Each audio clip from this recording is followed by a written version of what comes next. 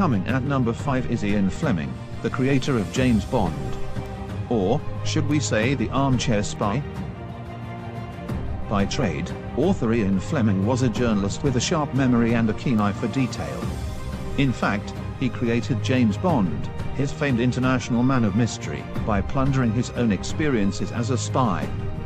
During World War II, Fleming put his writing talents to use as part of British naval intelligence. Although he looked the part of Bond, tall, blue-eyed, and dapper, Fleming worked a desk job. He managed communications between the British Admiralty and the branch of intelligence tasked with sabotage behind enemy lines.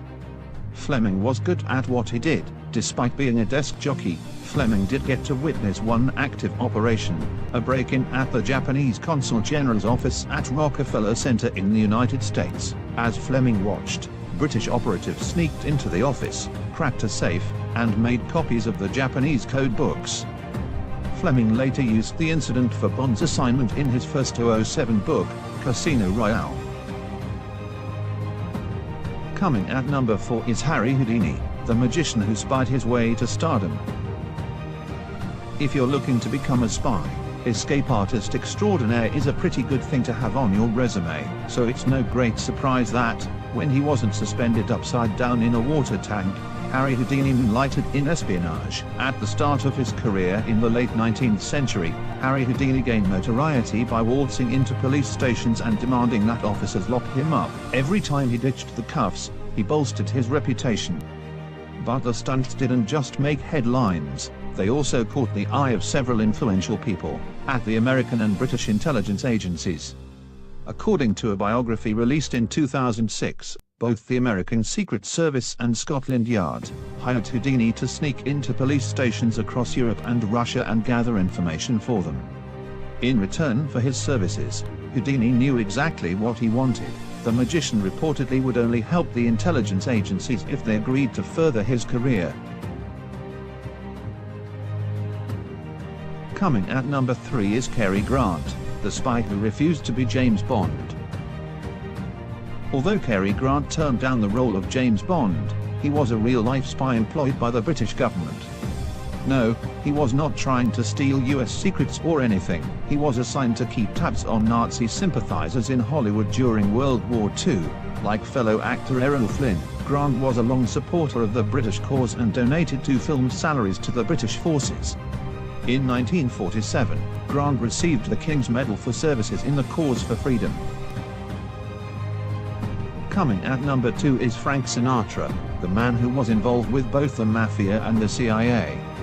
Before we dive into the sort of espionage Frank Sinatra allegedly partook in, nothing has ever been officially confirmed. However, rumors have persisted for years about Frank's involvement with both the Mafia and, believe it or not, the CIA. While the Mafia rumors are pretty much truth, and not rumors, his involvement with the CIA is something that's just kind of percolated in the background. According to his daughter, Tina, Sinatra often did favors for the CIA. He was not a spy in the traditional sense, but he did act as a secret courier for them. What was he delivering? People. That's right, Frank Sinatra was allegedly a human trafficker for the CIA. Because Sinatra flew around the world on private charter jets, his daughter says, the CIA would contact him and have him covertly transport someone when they did not wish to leave a paper trail. At number 1 is a big surprise. Roald Dahl, the ladies' man who fell in love with writing. Long before he wrote Charlie and the Chocolate Factory and James and the Giant Peach, Roald Dahl was a fighter pilot for the British Royal Air Force during World War II, but after sustaining several injuries in a horrific crash in 1940, including a fractured skull and temporary blindness, Dahl was rendered unable to fly. In 1942, he was transferred to a desk job at the British Embassy in Washington, D.C. Dahl quickly charmed his way into high society and became so popular among DC ladies that British intelligence came up with a whole new role for him, seducing powerful women and using them to promote Britain's interests in America. In the end, however, his work with the ladies paid off. Dahl managed to not only rally support for Britain at a time when many prominent Americans didn't want the country to enter the war, But he also managed to pass valuable stolen documents to the British government. Dahl's stint in DC also helped him realize his talent for writing.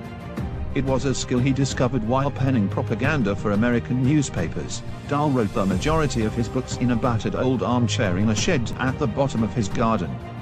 You can see this writing shed at the Roald Dahl Museum in Great Messenden.